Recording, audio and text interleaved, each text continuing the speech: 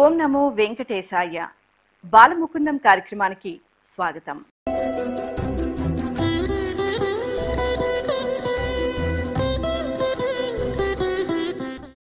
ఈనాటి బాలముకుందం కార్యక్రమంలో శ్లోక పఠనం, నృత్యం, సంగీతం, అలాగే వాద్య సంగీతం, ఇలా ప్రతి కళలోనూ మనకు ఆధ్యాత్మికతను అందించేటువంటి చిన్నారులకు కార్యక్రమంలోకి సాదరంగా స్వాగతం పలుకుతున్నాం. మరి విశ్లేషకులుగా వ్యవహరిస్తున్న ధర్మగిరి వేద పాఠశాల ఋగ్వేద అధ్యాపకులు శ్రీ ఇంద్రగంటి సత్యకిషోర్ గారికి సాదరంగా స్వాగతం పలుకుతూ ఈనాటి కార్యక్రమాన్ని ప్రారంభిద్దాం. కార్యక్రమంలో మొదటి అంశం శ్లోక పఠనం.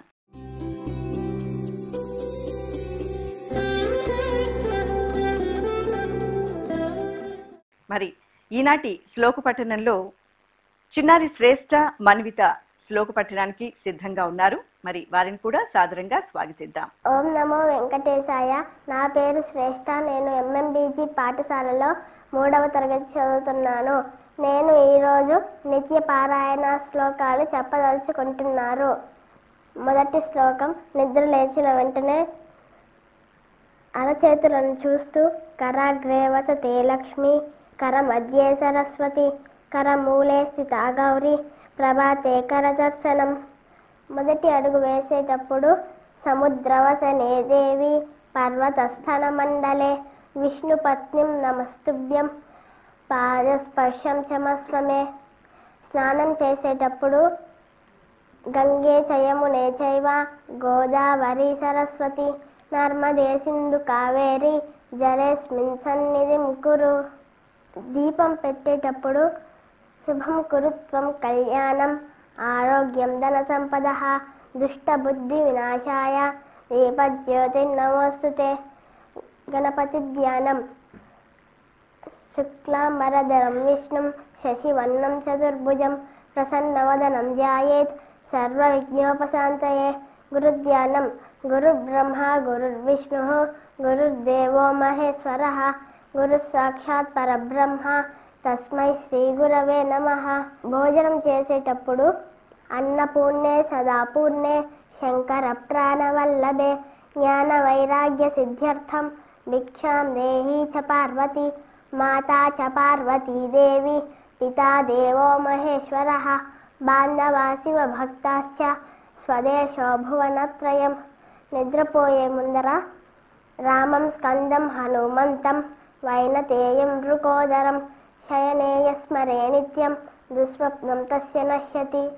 గురువుగారు, చిన్నారి శ్రేష్ఠ మన్విత శ్లోక పఠనాన్ని చాలా చక్కగా అద్భుతంగా తెలియజేశారు. మరి వాటి గురించి సవివరంగా చిన్నారులకు తెలియచేయండి. పండితురాలు శ్రేష్ఠ గారు చాలా చక్కగా మా అందరికి ఉపదేశం చేశారు. వాస్తవానికి ఈనాటి కాలంలో ప్రాతకాలం లేచిన దగ్గర నుంచి ఎలాంటి శ్లోకాలతో మనం భగవంతుడిని గురించి ధ్యానం చేయాలనే విషయాలే దాదాపుగా అందరూ మర్చిపోయారు. అలాంటి సందర్భంలో ఈ పాప ద్వారా లోకానికి ఒక సందేశం అందుతోందని భావిస్తున్నాం. ఇంత మంచి మాట. లేవగానే అసలు చేతులు చూసుకుంటూ కరాగ్రే వసతే లక్ష్మి, కరమధ్యే సరస్వతి. మా చేతుల యందు లక్ష్మి, సరస్వతి, గౌరీ మొదలైన శక్తి దేవతలందరూ కూడా ఉన్నారు. కనుక మా ప్రయత్నములన్నీ కూడా మంగళం అవ్వాలి, సఫలం అవ్వాలనే ప్రార్థనతోనే మనం ఉదయాన్నే నిద్రలేస్తాం. అలాగే సహనశీలి అయిన భూమాతని ప్రార్థన చేయడంలో ఎంత భావం దాక్కుని ఉన్నదండి. సముద్ర వసనేదేవి పర్వతస్థన మండితే.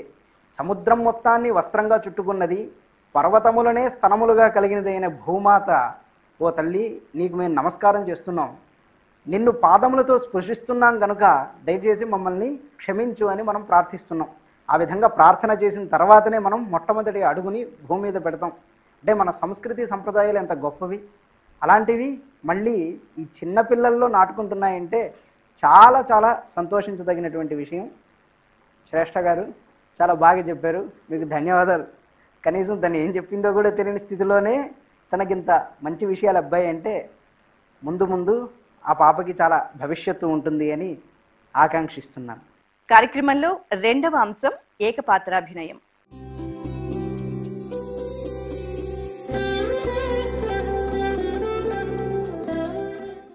చిన్నారి సహన శ్రీకృష్ణ దేవరాయ అలంకరణలో మనకు ఈనాటి ఏకపాత్రాభినయంలో వారి గురించి కొన్ని విశేషాలను తెలియజేస్తారు. ఆలకిద్దాం. ఓం నమో వెంకటేశాయ. హరహర శంకర జయ జయశంకర. నా పేరు సహనా. సాందాయ పాఠశాలలో నేను 6వ తరగతి చదువుతున్నాను. శ్రీకృష్ణదేవరాయలుగా ఏకపాత్రాభినయం చేయబోతున్నాను. అహో దేవదేవ విరూపాక్ష స్వామి కోటి నమో వాకాలు. తండ్రి నీ దివ్య మంగళ కరుణా కటాక్ష వీక్షణాలతో శ్రీ విద్యారణ్య స్వామి శుభాశీసులతో రూపొందని సామ్రాజ్యం కలకాలం కలకలలాడుతూ వర్ధిల్లుగాక. మహోత్సామ్రాజ్యంతో హరిహరాయిలు బుక్కరాయిలు స్థాపించిన ఈ తెలుగు రాజ్యం శాఖోపశాఖలుగా విస్తరిల్లి మహోత్సామ్రాజ్యంగా వెలుగొందుగాక. కారువానలతో తడిసి ముడిసని భూమాత సస్యశ్యామలంతో ప్రజానికానికి ఆకలి అనేదే తెలియకుండా చేసింది. ఆ అన్నపూర్ణ మాత అనుగ్రహంతో అన్నమో రామచంద్ర అనే మాటనే మరిపించింది. అమ్మ జగజ్జనని అష్టరూపిణి లక్ష్మీమాత ఆ మహావిష్ణువుతో కూడి అష్ట కష్టాలే కాదు ఏ కష్టాలు పడకుండా అష్టైశ్వర్యాలను ప్రసాదించి మా సామ్రాజ్యంలో రత్నాలనే రాసులుగా పోయించి విజయనగరం నవరత్న నగరంగా ఆ చంద్రతారలతో నిలిపి సరస్వతి లక్ష్ములు ఒక్క చోట నిలువరన్న మాటని అసత్యం చేసితివి కదా. అమ్మ సరస్వతీ మాత నీ నేత్ర క్రియా వీక్షణాలను మా సామ్రాజ్యంపై చల్లగా కురిపించావు తల్లి. అందుకే ఈ సంగీత సాహిత్యాలు మా రాజ్యంలో అణువణునా విస్తరిల్లాయి. శిల్పకళ చిత్రకళ నాట్యకళ ఒక్కటి కాదు 64 కళలు మా రాజ్యంలో తాండవమాడుతున్నాయి. జయ విరూపాక్ష స్వామి, జయ విద్యారణ్య స్వామి. గురుగారు, ఏకపాత్రాభినయంలో శ్రీకృష్ణదేవరాయ అలంకరణలో సహన చక్కగా వారి యొక్క భక్తి తత్వాన్ని కావచ్చు, అలాగే రాజ్య పరిపాలన గురించి సవివరంగా తెలియజేస్తారా? వాటి గురించి ఇప్పటివరకు కృష్ణదేవరాయలు గారు వారి విజయనగర సామ్రాజ్యం గురించి చాలా చక్కగా చెప్పారు. విజయనగర సామ్రాజ్య స్థాపన అంటే మన సంప్రదాయాలన్నిటినీ కాపాడుకోవడానికి ఆధారభూతమైంది. వాస్తవానికి ఆనాడు భారతీయతంతా కూడా ఒక తుఫానుకు అల్లాడిపోయి చెట్టులాగా ఉన్నదని చెప్పాలి. అలాంటి సందర్భం అదంతా కూడా. చాలామందికి కృష్ణదేవరాయలు గారు అలాగే అక్కడ ఉండే అష్టదిగ్గజ కవులు ఇవన్నీ తెలుసు, కానీ ఈ సందర్భాన్ని పురస్కరించుకొని ఒక మాట చెప్తాను. విజయనగర సామ్రాజ్య స్థాపన చేయడానికి అత్యంత తపస్సు చేసి కృషి చేసినటువంటి వ్యక్తి విద్యారణ్యుల వారు. వారు సామాన్యులు కారు. 12 సంవత్సరాల పాటు తీవ్రంగా వేదమాత అయినటువంటి గాయత్రీ దేవతని ప్రసన్నం చేసుకుని అందుకు తపస్సు చేశారు. ఆ తపస్సులో ఆయన భార్య తల్లి కూడా గతించారు. అయినా కూడా అవి ఆయన లక్ష్య పెట్టలేదు. భారతదేశం యొక్క ఉన్నతిని మాత్రమే ఆయన స్మరణం చేసి ఆయన జీవితాన్నంతా కూడా ఈ దేశాభివృద్ధికే త్యాగం చేశారు. అలాంటి మహానుభావులు. ఆ మహానుభావుల వల్లనే హక్కా బుక్క అని పిలువబడే హరిహర బుక్కరాయలు మొదలైన వారంతా కూడా భారతదేశానికి వెన్నెముకగా మన సంప్రదాయాలన్నీ కూడా కాపాడి సుస్థిరం చేశారు. అట్లాంటి మహానుభావుడి యొక్క పాత్రని తన అభినయంతో చిన్న వయసుకి తగినట్టుగా మెప్పించింది చిన్నారి సహన. పేరుకి తగినట్టుగా సహనంగా ఉంటూ భర్తను కూడా చక్కగా చూసుకుంటుందని ఆశిస్తున్నాను. కార్యక్రమంలో 3వ అంశం కళా వైభవం.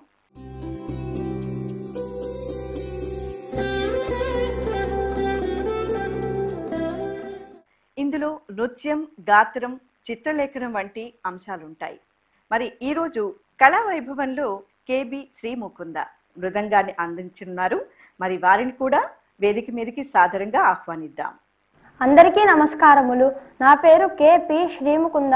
నేను శ్రీ వెంకటేశ్వర సంగీత నృత్య కళాశాలలో మృదంగ విద్యను అభ్యసిస్తున్నాను. మా గురువు గారు శ్రీ రమేష్ గారు, శ్రీ రఘురామ్ గారు. నేను ఇప్పుడు వాయించబోయే అంశం ఆదితాళం.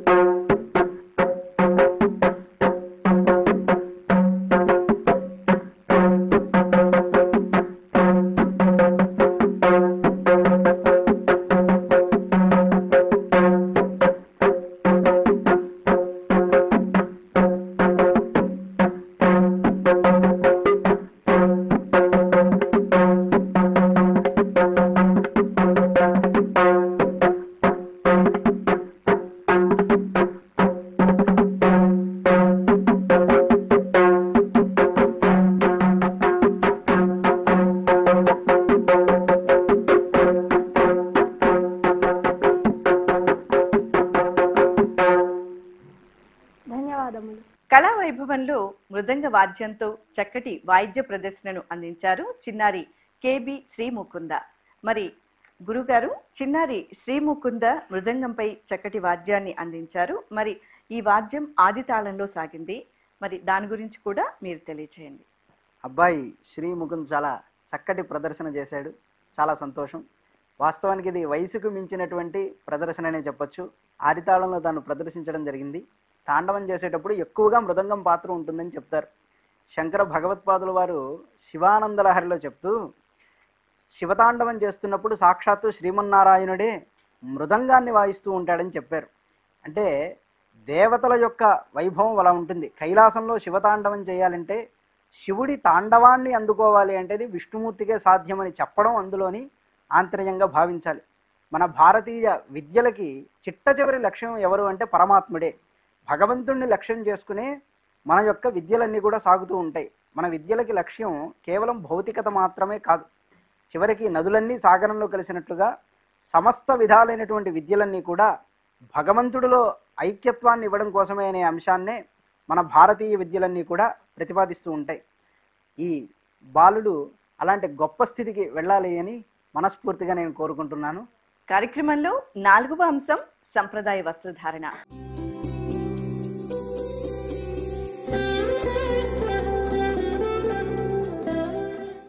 సంప్రదాయ వస్త్రధారణ ఇది కేవలం మన యొక్క వస్త్రధారణ అలంకరణ కోసం మాత్రమే కాదండి, మన సంస్కృతి ఆచారాలను కూడా ప్రతిబింబింపజేస్తుంది. మరి అలాంటి చక్కటి సంప్రదాయ వస్త్ర అలంకరణతో చిన్నారి యాగన్య సిద్ధంగా ఉన్నారు. సాదరంగా స్వాగతిద్దాం. ఓం నమో వెంకటేశాయ. హర హర శంకర, జయ జయ శంకర. నా పేరు యాగన్య. నేను 7వ తరగతి చదువుతున్నాను సాంప్రదాయ పాఠశాలలో. నేను ఇప్పుడు చెప్పబోతున్నది మడి చీర గురించి. పవిత్ర భారతదేశంలో ప్రాధాన్యమును సాంప్రదాయమును తెలియచేసే అంబరము చీర. చరిత్రను ఆధారము చేసుకొని పూర్వము సింధులోయ ప్రాంతపు స్త్రీలు పత్తితో తయారు చేసుకున్న చీరను ధరించేవారు. చంద్రగుప్తుని కాలంలో భారత స్త్రీలు సువర్ణ జరితో విలువైన రత్నాలు పొదిగిన చీరలు స్త్రీలు ధరించేవారు. మధ్యయుగంలో ఆకాశాన నక్షత్రాలు, నీలాకాశం, సూర్యకాంతి నీడ అనే చీరలు కూడా అనేక రకాలుగా ఉండేవి.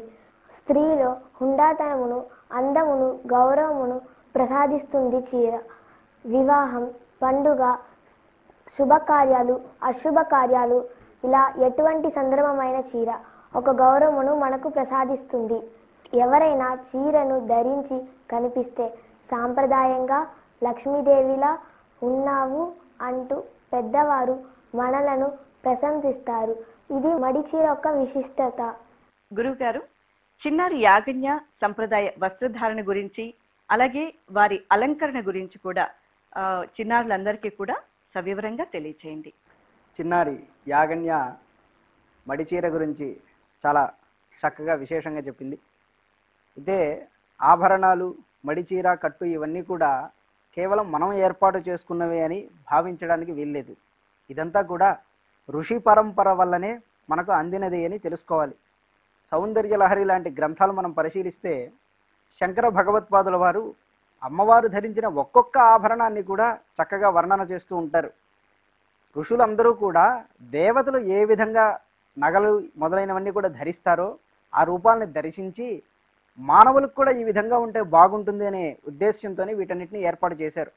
శంకరులు సౌందర్య లహరిలోనే ఒక మాట అంటారు, అమ్మా కాలకూట విషాన్ని మింగిన పరమేశ్వరుడు కూడా మృత్యుంజయుడు అయ్యాడంటే దానికి కారణం నువ్వు ధరించిన చెవికమ్మల మహిమ కదా అంటారు. తవజనని తాటంక మహిమ అంటారు. అంటే దాని అర్థం ఏమిటి? భర్తకి చక్కటి దీర్ఘాయుష్యుని ప్రసాదించడానికి కూడా ఆడవారు ధరించేటువంటి ఆభరణాలు కారణమై ఉంటాయి. ఇవన్నీ కూడా యోగ రహస్యాలు, దోషాలన్నిటినీ పోగొడుతూ ఉంటాయి. కుటుంబాన్ని అభివృద్ధి ప్రసాదించేవిగా ఉంటాయి కుటుంబానికి. ఎందువల్లంటే మరో రకంగా కూడా ఈ ఆభరణాలు ధరించవచ్చు కదా. చేతికి ధరించే వాటిని కాలుకి, కాలికి ధరించే వాటిని చేతికి కూడా ధరించవచ్చు. కానీ అలా ఎందుకు చేయరు అంటే ఒక్కొక్క దానికి ఒక్కొక్క కట్టుబాటు ఎందుకున్నది అంటే దానికి ఒక ఫలితం ఉన్నది కాబట్టే. అందువల్ల ఏదో కేవలం సౌందర్యం నిమిత్తంగా ఏర్పాటు చేసినటువంటివి కావు ఈ సంప్రదాయాలు. ఈ సంప్రదాయాల్ని కాపాడుకున్నంత కాలం మనం మన భారతదేశంలో ఉండే స్త్రీ పురుషులందరూ కూడా దీర్ఘాయుష్యులతోనూ ఆనందంగానూ ఉంటారు. అదే దీనిలోని పరమార్థం. దాన్ని ఇప్పుడు ఈ చిన్నారి ఇంతసేపు కూడా వివరించడం జరిగింది. ధన్యవాదాలు. గురువుగారు, కార్యక్రమంలో చిన్నారిని ఉద్దేశించి ఏవైనా 2 మంచి మాటలను తెలియజేస్తారా? ఈరోజు కార్యక్రమంలో ఒక చిన్న మంచి మాట. సహజంగా అందరూ మంచిగా ఉండండి ఉండండి అని చెప్తూ ఉంటారు, కానీ లోకంలో చెడే ఎక్కువగా ఉంటుంది. దీనికి వివేకానంద చెప్పిన మాట, మంచిని బలవంతంగా ఆచరించే స్వభావమే తప్ప మంచి మీద ఇష్టం అనేది ఎవరికి లేదు. అందువల్లనే లోకంలో చెడు ఎక్కువగా ఉంటుంది, మంచి తక్కువగా ఉంటుంది. మంచి చేయకపోతే ఎవడో మీదపడి పీక్కు తినేస్తాడు. మంచి చేయకపోతే మనం ఏదో అయిపోతామనే భావంతో మంచి చేస్తామే, కానీ నేను మంచిగా ఉండాలి అనే భావంతో ఎవడో మంచి చేయడు. అలాంటి గుణాన్ని, అంటే సత్ప్రవర్తన మీద ప్రేమని పెంచుకుంటే సత్ప్రవర్తన గురించి ఇంకొకళ్ళు చెప్పాల్సినటువంటి అవసరం పిల్లలకి రాదు. కనుక పెద్దలు పిల్లలు కూడా ఇద్దరు ఆలోచన చేసుకుంటూ సన్మార్గం వైపు వెళ్ళాలి అని ఈనాటి కార్యక్రమంలో చెప్తున్నటువంటి ఒక మంచి మాటగా పిల్లలందరూ కూడా గ్రహించాలని ఆశిస్తున్నాను. నమో వెంకటేశాయ. ఈనాటి బాలముకుందం కార్యక్రమంలో చిన్నారులు తమ గొప్ప ప్రదర్శనల ద్వారా భక్తి భావాన్ని, ఆధ్యాత్మికతను, అలాగే వారి వారి ప్రదర్శనల ద్వారా ఎంతగానో మనకు ప్రేరణ కలిగించారని ఆశిస్తూ మరో భాగంలో మరో కొంతమంది చిన్నారులతో బాలముకుందం కార్యక్రమంలో మళ్ళీ కలుసుకుందాం. ఓం నమో వెంకటేశాయ.